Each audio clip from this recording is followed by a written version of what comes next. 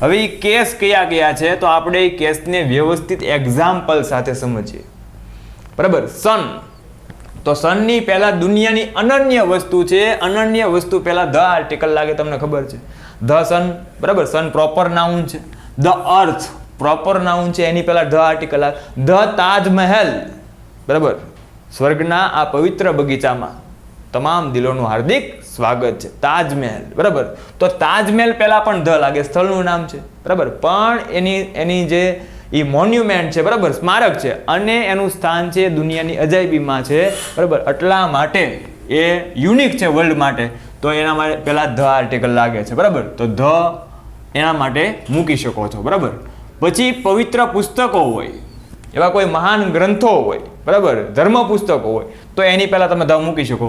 The Ramayana, the Bible, બરાબર. તો સામાન્ય રીતે આમાંથી યાદ શું નાખવાનું, સામાન્ય રીતે પ્રોપર નાઉન ને આર્ટિકલ લાગતો નથી, પણ તેમ છતાં, બરાબર, અમુક પ્રોપર નાઉન એવા છે કે જેને એ ધ આર્ટિકલ લગાડવામાં આવતો હોય છે. ખાસ આ એક્ઝામ્પલ ઈશ્વરભાઈ મોતીભાઈ પટેલ વાળું છે ભાઈ, આઈએમપી એક્ઝામ્પલ છે. ઘણી બધી વાર તમને કામ લાગશે.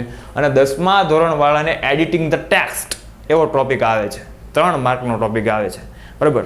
તો એડિટિંગ ધ ટેક્સ્ટની અંદર આ વસ્તુ છે, પૂછાવાની સંભાવના બહુ છે, બરાબર. આઈએમપી છે. એટ્રીબ્યુટ્સના આધારે, બરાબર, એ ક્વેશ્ચન વારંવાર આવે છે. વિરાટ ઇઝ ગ્રેટ બેટ્સમેન. કેટલીક વાર ઝીરોમાં જાય છે, પણ એના રેકોર્ડ સ્પીક ઇટ સેલ્ફ, બરાબર, કે હુ ઇઝ વિરાટ કોહલી. તો વિરાટ ઇઝ અ ગ્રેટ બેટ્સમેન. વિરાટ એક મહાન બેટ્સમેન છે, બરાબર. તો અહીંયા વિરાટ છે, એ વિરાટ પહેલા આર્ટિકલ લાગ્યો નથી. વિરાટ પ્રોપર નાઉન છે, એની પહેલા આર્ટિકલ લાગ્યો નથી.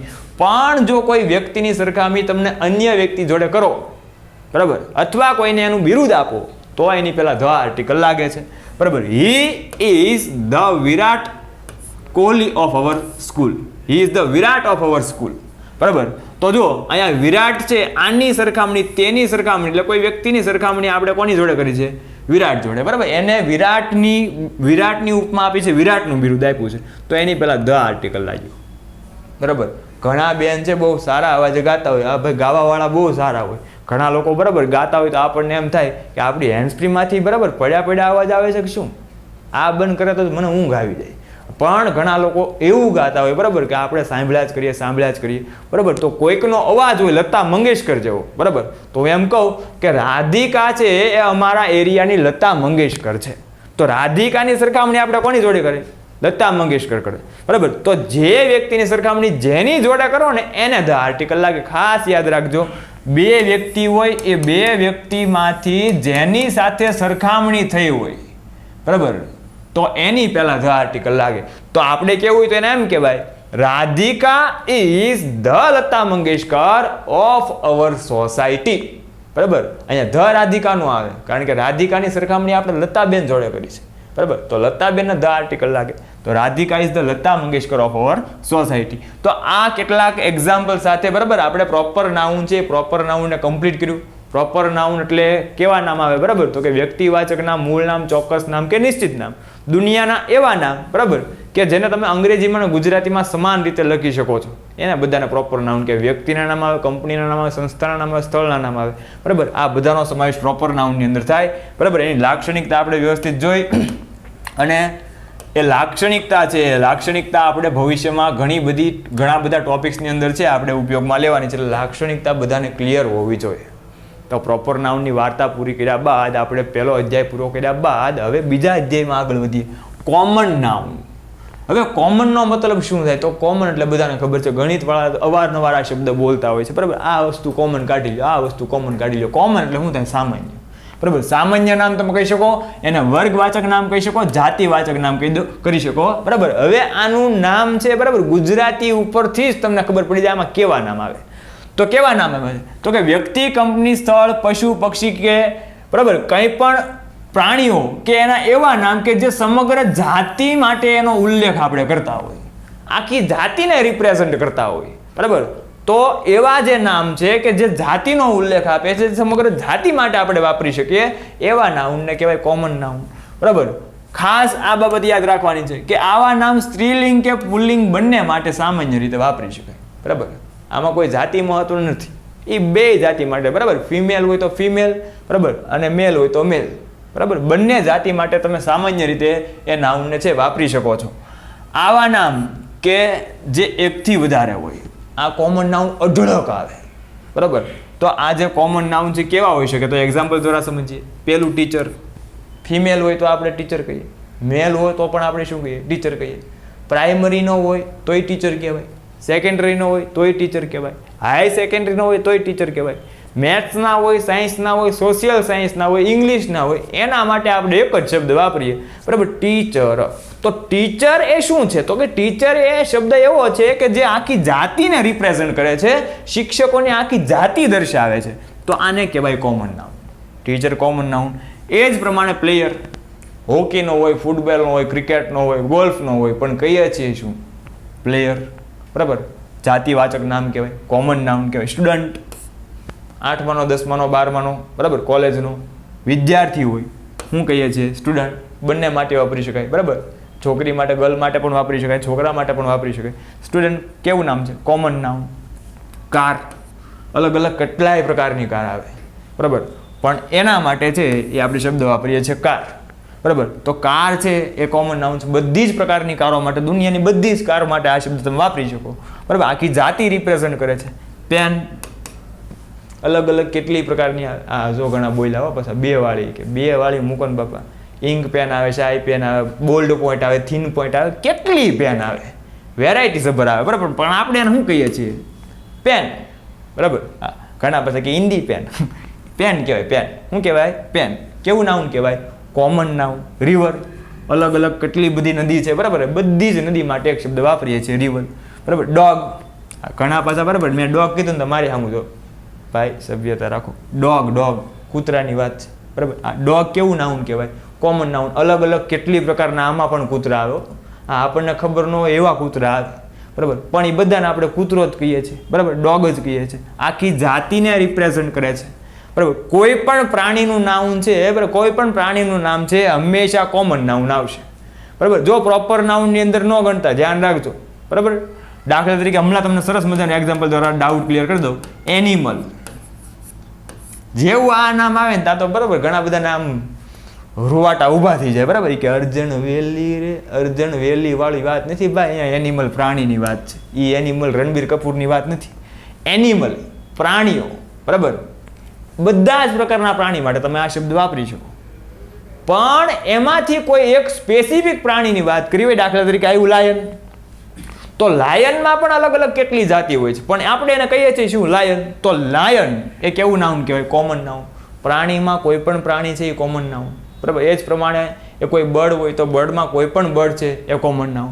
ખાસ ધ્યાનમાં રાખવાનું, હવે કન્ફ્યુઝન નહીં થાય. લાયન કેવું નાઉન કહેવાય, કોમન નાઉન. એલિફન્ટ કેવું નાઉન કહેવાય, કોમન નાઉન. ડોક્ટર, આંખના હોય, કાનના હોય, નાકના હોય, ગળાના હોય, મગજના હોય, હાડકાના હોય, કહીએ શું આપણે, ડોક્ટર. કેવું નાઉન કહેવાય, કોમન નાઉન કહેવાય. બર્ડ, હમણાં જ તમે વાત કરી દીધી, બરાબર. તો એવા નામ કે જેને આપણે સમગ્ર જાતિ માટે એ નાઉનનો ઉલ્લેખ કરી શકીએ, જે નાઉન સમગ્ર જાતિનો, બરાબર, એ સમગ્ર જાતિને રિપ્રેઝન્ટ કરતા હોય છે, બરાબર. આવા જે નાઉન છે એ નાઉનને કહેવામાં આવે છે કોમન નાઉન. ફરીવાર પ્રોપર નાઉનની લાક્ષણિકતા જોઈ હતી, એ જ પ્રમાણે આપણે કોમન નાઉનની લાક્ષણિકતા છે એ જોઈએ. લાક્ષણિકતા, બરાબર.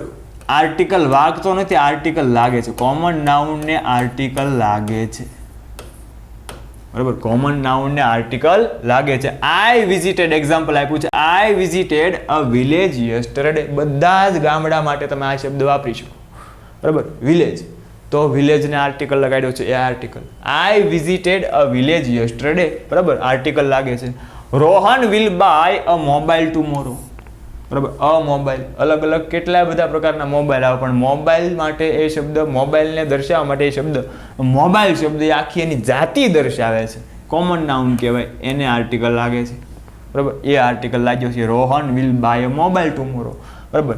I met a boy last week. Boy આખી જાતિ દર્શાવે છે, બરાબર. તો બોય શબ્દને આર્ટિકલ લાગ્યો છે, એ આર્ટિકલ, બરાબર. તો કોમન નાઉન છે, એ કોમન નાઉનને આર્ટિકલ લાગે છે. આ નાઉનનું બહુવચન થઈ શકે છે, એટલે કે બહુવચન થાય છે, બરાબર. આ તો સિમ્પલી વસ્તુ છે, તમને ખ્યાલ હોય જ તે, બરાબર. કોમન નાઉનનું બહુવચન થાય છે. એક સ્ટુડન્ટ હોય તો આપણે એને સ્ટુડન્ટ કહીએ છીએ, બરાબર. અને ઘણા બધા વિદ્યાર્થીઓ હોય તો આપણે શું કહીએ છીએ? સ્ટુડન્ટ્સ કહીએ છીએ. એક પેન હોય તો આપણે પેન કહીએ છીએ અને ઘણી બધી હોય તો આપણે પેન્સ કહીએ છીએ. એટલે આનું બહુવચન પણ થાય છે. બરાબર. તો લાક્ષણિકતા ખાસ ધ્યાનમાં લેજો. કોમન નાઉનને થોડા સમયમાં યાદ કરી લે. એવા નાઉન આવે કે જે બધી જ જાતિ માટે, બરાબર, સ્ત્રી કે પુરુષ માટે સમાન રીતે તમે વાપરી શકો. જે નામ આખી જાતિને દર્શાવતો હોય, આખી જાતિને રિપ્રેઝન્ટ કરતા હોય એવા નાઉન છે એ કોમન નાઉન છે. બરાબર. ત્રીજો ટાઈપ, નાઉનનો ટાઈપ નંબર 3, મટીરિયલ નાઉન. બરાબર. મટીરિયલ નાઉન, કદાચ તમે શબ્દ સાંભળ્યો છે મેટલ. મેટલ મેન્ટલ નથી કહેતો, મેટલ. મેટલ એટલે શું થાય તો કે ધાતુ. એ મેટલ શબ્દ ઉપરથી યાદ રાખવાનું છે મટીરિયલ. મટીરિયલ નામ એટલે કેવું નામ થાય તો કે દ્રવ્યવાચક નામ અથવા ધાતુવાચક નામ. બરાબર. કેવા હોય તો કે ઘન પ્રવાહી વસ્તુના એવા નામ કે જેને તોલી કે માપી કે જોખી શકાય પરંતુ ગણી ન શકાય. બરાબર. અથવા ગણી શકાતા. ઘણા પાછા કે બરાબર ગણી ન શું કાંઈ કે લાવો મારી પાસે ગણી શકાય પણ આપણે એના ગણીને ધ્યાનમાં નથી લેતા. આ જે નાઉન છે એવા નાઉનને કેવા નાઉન કહેવાય? મટીરિયલ નાઉન કહેવાય. બરાબર. મટીરિયલ નાઉન છે એ કેવા ટાઈપનું નાઉન હતું? આગળ આપણે વાત કરી હતી. એને વર્ગીકૃત કરવામાં તો કેવા ટાઈપનું નાઉન હતું? અનકાઉન્ટેબલ. બરાબર. એને ગણી શકાય નહીં. તો કેવા નામ આવે? તો પહેલો જ શબ્દ છે કોફી. હવે કોફીને આપણે ગણી, જો કપ ઓફ કોફી, બરાબર, તો કોફીનો કપ છે એને આપણે ગણી શકીએ, કોફીને ગણી શકતા નથી. બરાબર. કોફીને છે એ મટીરિયલ નાઉન કહેવાય. ઓઇલ, તેલ, મટીરિયલ નાઉન કહેવાય. બરાબર. તમે લેવા જાઓ કઈ રીતે આવે? ડબ્બામાં આપે. બરાબર. ડબ્બાને તમે ગણી શકો છો પણ એમાં કેટલું તેલ છે તેલ ગણી શકતા નથી. આપણે એને જોખીએ છીએ અને માપીએ છીએ. બરાબર. તો તેલ, પાવડર, બરાબર, ટી, ચા, મિલ્ક, દૂધ, ફ્લોર, લોટ. બરાબર. આ બધી વસ્તુ એવી છે કે જેને આપણે ક્યારેય ગણીને ધ્યાનમાં લેતા નથી. સોઇલ એટલે ભૂમિ, જમીન. બરાબર. આપણે ક્યારેય એને ગણીને ધ્યાનમાં લેતા નથી. સેન્ડ, રેતી, ગોલ્ડ, સોનું. અહીંયા સોનું એટલે કોઈ છોકરીનું નામ નથી હો. હા, સોનું છોકરીનું નામ હોય તો એને સોનું જ કહેવાય. એ પ્રોપર નાઉનમાં આવે. ગોલ્ડની વાત છે ભાઈ. બરાબર. પાછા કે સોનું તને મારા પર ભરોસો નહીં કે બિલકુલ નહીં. ગોલ્ડ, સોનું. બરાબર. કેવું નાઉન કહેવાય? મટીરિયલ નાઉન, ધાતુનું નામ છે. એ જ પ્રમાણે સિલ્વર, ચાંદી, બરાબર, ધાતુનું નામ છે. ગણી ન શકાય, આપણે માપીને ધ્યાનમાં લઈએ છીએ, તોલીને ધ્યાનમાં લઈએ છીએ. વુડ, લાકડું. બરાબર. એને ગણતા નથી. બરાબર. એના કદને ધ્યાનમાં લઈએ છીએ અથવા છે, બરાબર, એને જોખીને માપીને એની લંબાઈ માપીને ધ્યાનમાં લઈએ છીએ. વુડ. બરાબર. પછી વોટર, પાણી, પેપર, ક્લોથ, કાપડ, બ્રેડ. બરાબર. બ્રેડ છે, બ્રેડ એને તમે ગણી શકો પણ બ્રેડને તમે લેવા જાઓ ત્યારે કઈ રીતે આપે છે? જોખીને આપે. એમાં વેઇટ લખેલો હોય. ગણીને નથી આપતા. 1 2 3 4 5 એમ. બરાબર. તો આ જે નાઉન એવા છે કે જેને આપણે ક્યારેય એ ગણીને ધ્યાનમાં લેતા નથી. બરાબર. હંમેશા આપણે એને તોલી માપીને જોખીને ધ્યાનમાં લઈએ છીએ. બરાબર. તો એવા નાઉન છે એને કેવા નાઉન કહેવાય તો કે મટીરિયલ નાઉન. અને એને કેમાં ડિસ્ટ્રીબ્યુટ કરવામાં આવે છે? અનકાઉન્ટેબલની અંદર ડિસ્ટ્રીબ્યુટ કરવામાં આવે છે. બરાબર. અનકાઉન્ટેબલ નાઉન તરીકે ગણવામાં આવે છે. મટીરિયલ નાઉનની લાક્ષણિકતા આપણા માટે એ ખાસ મહત્વની છે. બરાબર. મટીરિયલ નાઉન છે, મટીરિયલ નાઉનની લાક્ષણિકતા એ આપણા માટે ખાસ અગત્યની છે. ખાસ વિદ્યાર્થી મિત્રો અહીં ધ્યાન રાખજો. બરાબર. મટીરિયલ નાઉન છે એની લાક્ષણિકતા કેવી છે? બરાબર. તો કે પહેલું તો કે મટીરિયલ નાઉન છે, બરાબર, એનું બહુવચન ન થાય. મટીરિયલ નાઉનનું ક્યારેય તમે બહુવચન કરી શકો નહીં. પાણી થોડુંક હોય તો એને પાણી કહેવાય, ઘણું બધું હોય તો એને પાણી કહેવાય. બરાબર. એટલા માટે જ કહેવાય છે ને કે તું નાનો હું મોટો, તું નાનો હું મોટો આ ખ્યાલ જગતનો ખોટો. તું નાનો હું મોટો આ ખ્યાલ જગતનો ખોટો, ખારા જળનો દરિયો ભર્યો મીઠા જળનો લોટો, તોય અમને તો દરિયા કરતા લોટો લાગે મોટો. તું નાનો હું મોટો આ ખ્યાલ જગતનો ખોટો. પાણી, દરિયો હોય તોય પાણી કહેવાય ભાઈ. બરાબર. લોટાની અંદર હોય તોય પાણી કહેવાય. ક્યારેક દરિયો કામ નથી લાગતો, લોટો કામ લાગી જાય ભાઈ. હા, સમજી ગયા તમે. બરાબર. તો પાણી, બરાબર, એનું ક્યારેય બહુવચન ન થાય. મટીરિયલ નાઉન છે, મટીરિયલ નાઉનનું બહુવચન ન થાય. બરાબર. નંબર 2, સામાન્ય રીતે, બરાબર, મટીરિયલ નાઉનને આર્ટિકલ ન લાગે. ખાસ ધ્યાન રાખજો. આમાં જે ઇંગ્લિશમાં અપવાદ, એક્સેપ્શન આવ્યા જ કરશે અને ત્યાંથી જ પાછો ક્વેશ્ચન બનતો હોય. બરાબર. એટલા માટે ઘણાને ઇંગ્લિશ છે અઘરું લાગે છે. પણ બે વસ્તુ ક્યારે આવે, કેમ આવે અને ક્યારે ન આવે ને કેમ ન આવે એ સમજી લો એટલે વાર્તા પૂરી. બરાબર. મટીરિયલ નાઉનને સામાન્ય રીતે આર્ટિકલ ન લાગે, પરંતુ જો મટીરિયલ નાઉન છે એ મટીરિયલ નાઉન નિશ્ચિત બને તો એને આર્ટિકલ છે આપણે ધ લગાડીએ છીએ, કારણ કે ધ આર્ટિકલ બરાબર એ નિશ્ચિતતા દર્શાવતો આર્ટિકલ છે, ડેફિનેટ આર્ટિકલ કહેવાય બરાબર. તો મટીરિયલ નાઉનને ધ આર્ટિકલ લાગે ક્યારે? જો નાઉન નિશ્ચિત બને તો, અને જો એ વિશેષણ બને, નાઉન છે નાઉન એ વિશેષણ તરીકે વપરાણું હોય તો એને છે એ અથવા એન આર્ટિકલ લાગે છે. નાઉનમાંથી વિશેષણ ઘણા બધા બનતા હોય છે, તો જો એ મટીરિયલ નાઉનમાંથી કોઈ વિશેષણ બનતું હોય બરાબર, મટીરિયલ નાઉન વિશેષણ તરીકે પ્રયોજાનું હોય તો એને એ અથવા એન આર્ટિકલ છે એ લાગતો હોય છે. એક્ઝામ્પલ દ્વારા સમજીએ એટલે વધારે તમને આઈડિયા આવશે બરાબર. શું કહે છે પેલું કે 5 પીસીસ ઓફ બ્રેડ, જો બ્રેડને અહીંયા આર્ટિકલ લાગ્યો નથી બરાબર. પછી 2 કપ્સ, અહીંયા બ્રેડને ગણી નથી બરાબર, 5 પીસીસ બ્રેડના ટુકડા ગણ્યા છે પણ બ્રેડના ટુકડા ગણી શકાય બરાબર, પણ એને લેવા જાવ ત્યારે આપણે કઈ રીતે ધ્યાનમાં આપે છે? ચોખીને ધ્યાનમાં આપે છે બરાબર. પાછા તમે કન્ફ્યુઝનમાં ન આવતા. 2 કપ્સ ઓફ ટી, તમને વાત કરી બરાબર, ચાને આપણે ગણીને ધ્યાનમાં નથી લેતા પણ અહીંયા એના કપને ધ્યાનમાં લીધું છે એટલા માટે એની માટે 2 વાપર્યું છે. તો જો ચાને પણ ટીને પણ આર્ટિકલ લગાડ્યો નથી એટલે બ્રેડને નથી આર્ટિકલ લાગ્યો, ટીને નથી લાગ્યો બરાબર. ગોલ્ડ, હવે અહીંયા કે તમે ગોલ્ડને કેમ લગાડ્યો? તો વાક્ય જો આઈ બોટ ધ ગોલ્ડ, મેં એ સોનું ખરીદ્યું ધેટ યુ સો યસ્ટરડે, કે જે તમે ગઈકાલે જોયું હતું.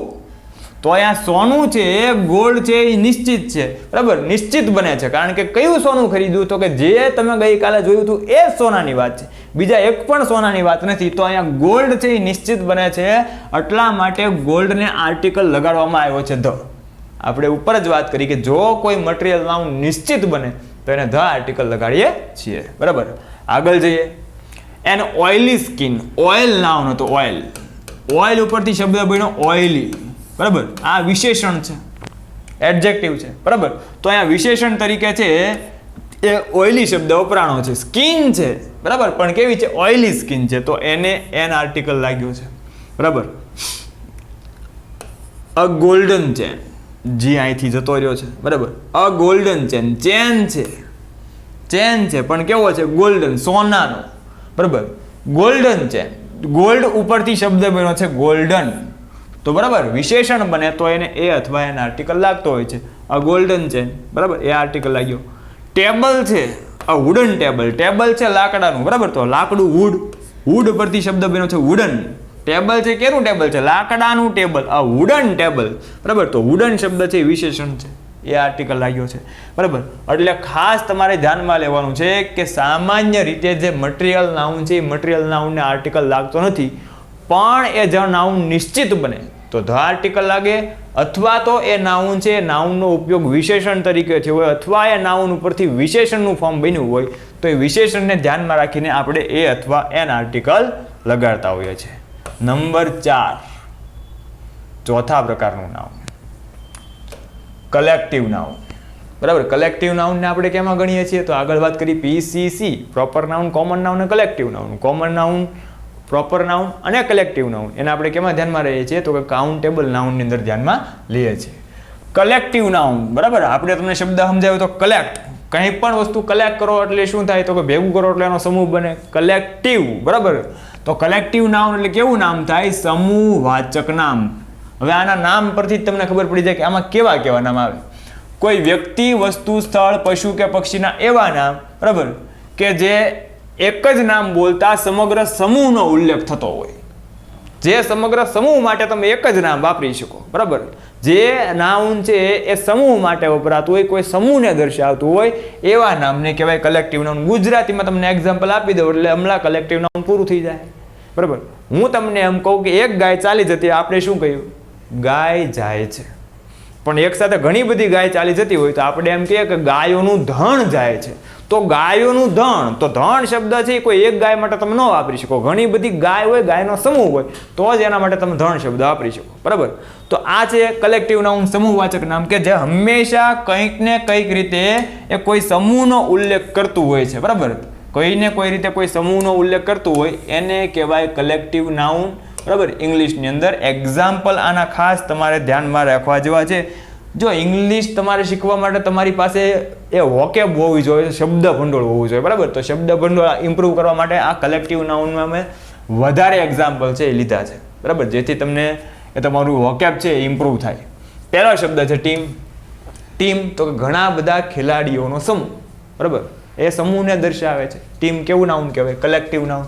ગ્રુપ મંડળ કલેક્ટિવ નાઉન કહેવાય. બોર્ડ મંડળ, બરાબર, કેવું નાઉન કહેવાય? Collective noun. મોબ લોકોનો સમૂહ, બરાબર, જે દંગા ફસાદ કરવા માટે ભેગા થયા હોય એવા લોકોનો સમૂહ, મોબ કલેક્ટિવ નાઉન. એસેમ્બલી, બરાબર, collective noun. Pride collective noun. Troop collective noun, બરાબર.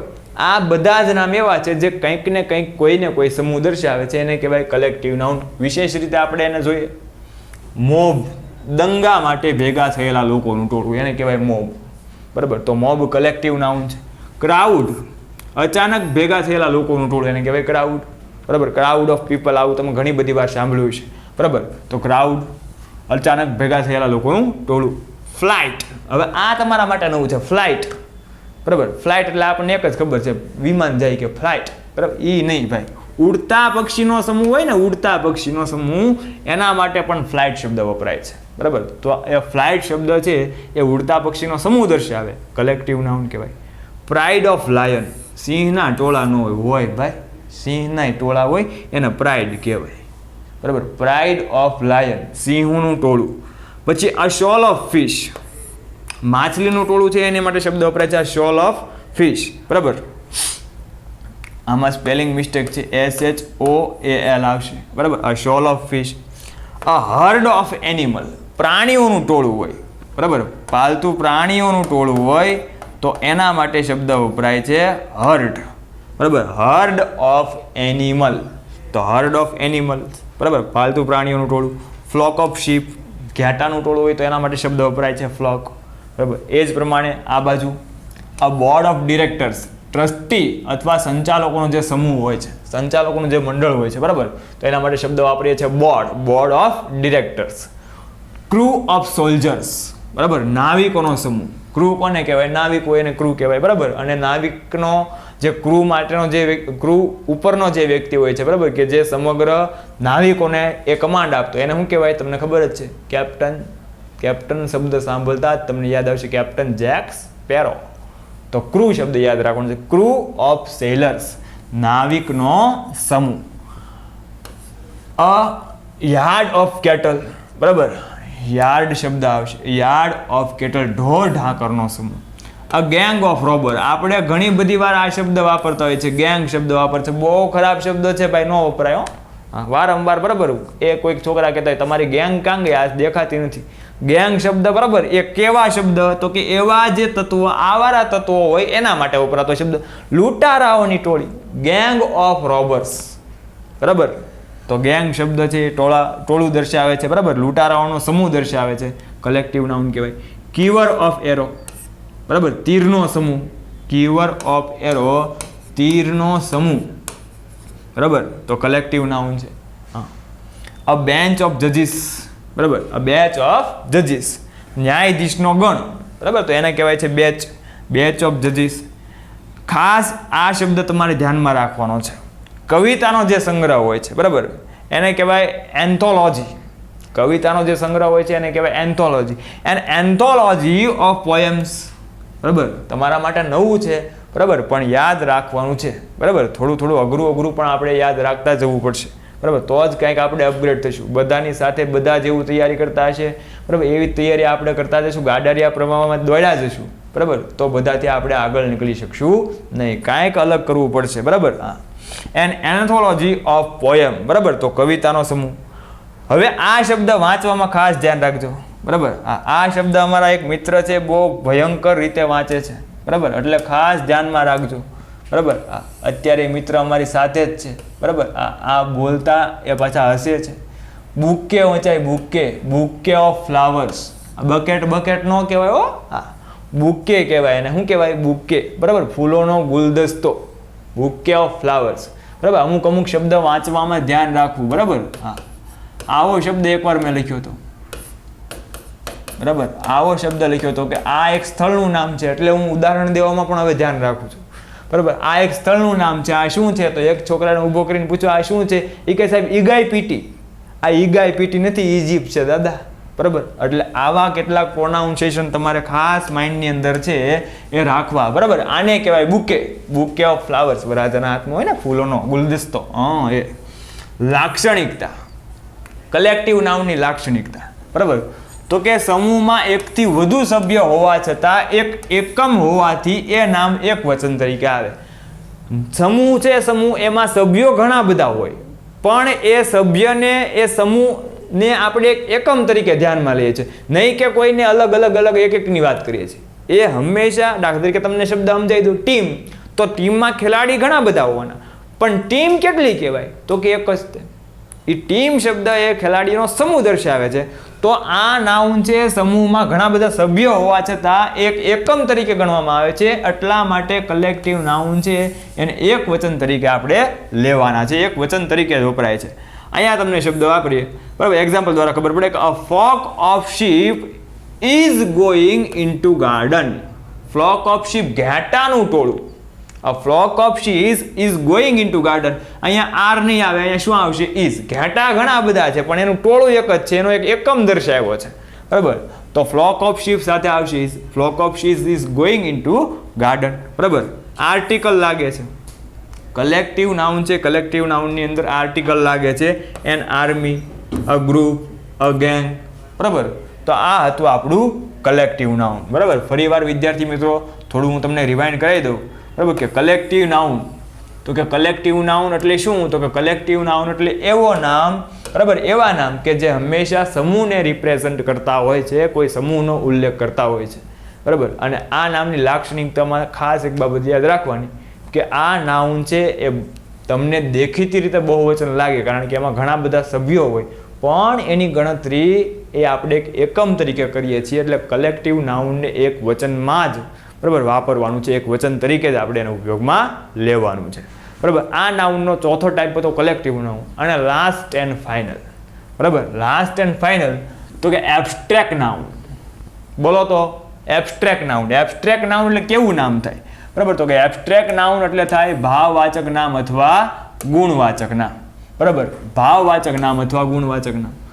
કેવું નામ આવશે? તો કે દુનિયાના એવા નામ કે જેને જોઈ ન શકાય, સ્પર્શી ન શકાય, કોઈ ચોક્કસ કે આકાર કદ ન હોય, માત્ર ને માત્ર જેને અનુભવી શકાય કે વિચારી શકાય, એવા નામને છે એબ્સ્ટ્રેક્ટ નાઉન કહેવાય, બરાબર. દુનિયાના એવા નામ કે જેને જોઈ ન શકાય, સ્પર્શી ન શકાય, ચોક્કસ આકાર કદ ન હોય, માત્ર ને માત્ર જેનો તમે અનુભવ કરી શકો, જેનો તમે વિચારી શકો, આ બધા નાઉન છે એબ્સ્ટ્રેક્ટ નાઉન કહેવાય. અને એબ્સ્ટ્રેક્ટ નાઉન છે MA, યાદ કરો, MA, અનકાઉન્ટેબલની અનકાઉન્ટેબલ નાઉનની અંદર આપણે એની ગણતરી કરીએ છીએ. મટીરિયલ નાઉન છે અને એબ્સ્ટ્રેક્ટ નાઉન છે, આ બે નાઉનની ગણતરી આપણે કેની અંદર કરીએ છીએ? અનકાઉન્ટેબલ નાઉનની અંદર કરીએ છીએ. તો એક્ઝામ્પલ સમજીએ એટલે વધારે તમને આઈડિયા આવે. પહેલો શબ્દ છે પીટી. પીટી એટલે દયા, બરાબર. દયાને તમે જોઈ ન શકો, જેઠાલાલની દયાની વાત નથી કે રોજ જો, એ દયાની વાત નથી, એ પ્રોપર નાઉન થઈ ગયું. પીટી દયા, બરાબર. ટ્રુથ સત્ય, જોઈ ન શકાય, માત્ર તમે આને અનુભવી શકો, વિચારી શકો. સોરો દુઃખ, બરાબર, દેખાય નહીં, માત્ર અનુભવાય, વિચારી શકાય. પીસ શાંતિ, બરાબર. ઘણાને ન હોય, શાંતિ જ ન હોય ભાઈ, અહક થઈ ગયું હોય. પીસ શાંતિ. પીસમાં ધ્યાન રાખજો, આ પીસ એટલે થાય ટુકડો, બરાબર. હમણાં આગળ એક્ઝામ્પલ આવ્યું હતું પીસ ઓફ બ્રેડ, બરાબર. એ પીસનો મતલબ થાય ટુકડો. અહીંયા તમારે સ્પેલિંગ છે ખાસ ધ્યાનમાં લાવવાનું છે. પીસનો મતલબ શું થશે? શાંતિ, બરાબર. તો શાંતિ છે એને તમે અનુભવી શકો છો, બરાબર. કેવું નાઉન કહેવાય? Abstract noun. મધરહુડ, માતૃત્વ, બરાબર. તો માતૃત્વ, માતાનો પ્રેમ, બરાબર, તમે અનુભવી શકો છો, એબ્સ્ટ્રેક્ટ નાઉન કહેવાય. જોય, આનંદ, માત્ર અનુભવી શકાય, જોઈ ન શકાય, જોઈને જોઈ ન શકાય, બરાબર. આ કેવું નાઉન કહેવાય? Abstract noun. નોલેજ, જ્ઞાન, અનુભવી શકાય, વિચારી શકાય, દેખાય નહીં, બરાબર. કોઈ વ્યક્તિ આવતો તો આપણે એની ઉપર જોઈ નહીં શકતા કે આનથી આગળ જો ભાઈ માથે સાયરન ફરે છે, નોલેજેબલ પર્સન છે, બરાબર. જોઈ ન શકાય, માત્ર તમે એને અનુભવી શકો, બરાબર, એને વિચારી શકો. હા, હવે આનથી તમને લગભગ નહીં ભૂલાય. આ છેલ્લું ઉદાહરણ એવું મૂક્યું ને, તાકાતવાળું ઉદાહરણ છે. લવ, પ્રેમ, ખબર છે, આમાં અનુભવી જ શકાય, બરાબર. એને જોઈ ન શકાય, દેખાય નહીં, માત્ર ને માત્ર અનુભવી શકાય. એ કે હવામાં રહેલી ચૂંદડી એની એવી સ્પર્શી ગઈ, હવામાં રહેલી ચૂંદડી એની એવી સ્પર્શી ગઈ કે ધોમ ધકતા રણમાં જાણે ભીડી વાદળી વરસી ગઈ. હવામાં રહેલી ચૂંદડી એની એવી સ્પર્શી ગઈ કે ધોમ ધકતા રણમાં ભીની વાદળી વરસી ગઈ. પાગલ થઈ ગયો છું એની અદાયથી એટલી હદે મિત્રો કે અંતે મારી ડગલી સટકી ગઈ. સટકી જાહે, ધ્યાન રાખજો. લવ, પ્રેમ. માત્ર ને માત્ર તમે શું કરી શકો? અનુભવી જ શકો. બરાબર. તો આ જે નાઉન એવા છે કે જેને માત્ર ને માત્ર તમે અનુભવી શકો, જોઈ ન શકો, સ્પર્શી ન ચોક્કસ આકાર કદ ન હોય, અનુભવી શકો અથવા વિચારી શકો, આવા નાઉનને કહેવાય એબ્સ્ટ્રેક્ટ નાઉન, ભાવવાચક નામ, ગુણવાચક નામ. ખાસિયત, લાક્ષણિકતા, સ્પેશિયાલિટી, એટ્રીબ્યુટ્સ. બરાબર. એક તો પેલું બહુવચન ન થાય. હા, પ્રેમ થોડોક હોય તોય પ્રેમ કહેવાય, ઘણો બધો હોય તોય પ્રેમ જ કહેવાય. બહુવચન ન થાય. સત્ય થોડુંક હોય તોય સત્ય કહેવાય, ઘણું બધું હોય તોય સત્ય કહેવાય. બરાબર. હા, આર્ટિકલ ન લાગે. બરાબર. કાર્ય પણ છે એ એબ્સ્ટ્રેક્ટ નાઉનને છે એ આર્ટિકલ લાગતો નથી. સિવાય કે, આમાં પણ અપવાદ છે, સિવાય કે જો એ નાઉન નિશ્ચિત બને તો. જો નાઉન નિશ્ચિત બને તો પાછું આર્ટિકલ લાગે છે. એ સિવાય એબ્સ્ટ્રેક્ટ નાઉનને ક્યારે આર્ટિકલ ન લાગે. એક્ઝામ્પલ તમને આપ્યું છે લવ. ખાલી લવ તમે દર્શાવતા હોય, બરાબર, પ્રેમ દર્શાવતા, એમ ન કે લવ. બરાબર. ક્યારે આર્ટિકલ ન લાગે. એબ્સ્ટ્રેક્ટ નાઉનને ક્યારે આર્ટિકલ ન લાગે. પણ જો એ નાઉન નિશ્ચિત બને, બરાબર, સ્પેસિફિક વ્યક્તિ માટે વપરાય અથવા કંઈ નિશ્ચિતતા રજૂ કરતો હોય તો એ નાઉન છે એના માટે તમે ધ આર્ટિકલ લગાડી શકો. જો ધ લવ ઓફ મધર, પ્રેમ છે, લવ છે, પણ કોના પ્રેમની વાત છે? માતાના પ્રેમની વાત છે. પ્રેમ નિશ્ચિત બને છે. બરાબર. તો નિશ્ચિત બને તો આર્ટિકલ આવે છે ધ. તો આ તો એબ્સ્ટ્રેક્ટ નાઉન, જેને જોઈ ન શકાય, સ્પર્શી ન શકાય, ચોક્કસ આકાર કદ ન હોય, બરાબર, માત્ર ને માત્ર તમે જેને અનુભવી શકો, બરાબર, એવા નાઉનને કહેવામાં આવે છે એબ્સ્ટ્રેક્ટ નાઉન. બરાબર. અને છેલ્લું, હા, પૂરું થઈ ગયું ભાઈ. તો આમાંથી આ જે લેક્ચર છે પહેલો, એ પહેલા લેક્ચરમાં આપણે નાઉન ભણ્યા, નાઉનના ટાઈપ ભણ્યા, એને કઈ રીતે વર્ગીકૃત કરવામાં આવે છે એ ભણ્યા. બરાબર. અને ખાસ કે પાર્ટ ઓફ સ્પીચના જે 8 એલિમેન્ટ છે એ 8 એલિમેન્ટમાંથી, બરાબર, આપણે પહેલા નાઉનનો પરિચય મેળવ્યો અને 8 એલિમેન્ટ કયા કયા છે, બરાબર, એ 8 એલિમેન્ટ વિશે છે એ જોયું. તો આમાંથી પાર્ટ ઓફ સ્પીચના 8 એલિમેન્ટ યાદ રાખવાના છે, નાઉન છે એને ડિટેલમાં એકવાર રિફર કરવાના, બરાબર. તો આવી જ રીતે વિદ્યાર્થી મિત્રો આપણે એ આગળ પાર્ટ ઓફ સ્પીચના જે બીજા ઘટકો બાકી છે એના વિશે અભ્યાસ કરશું. બરાબર. All the best, best of luck, લગે રહો.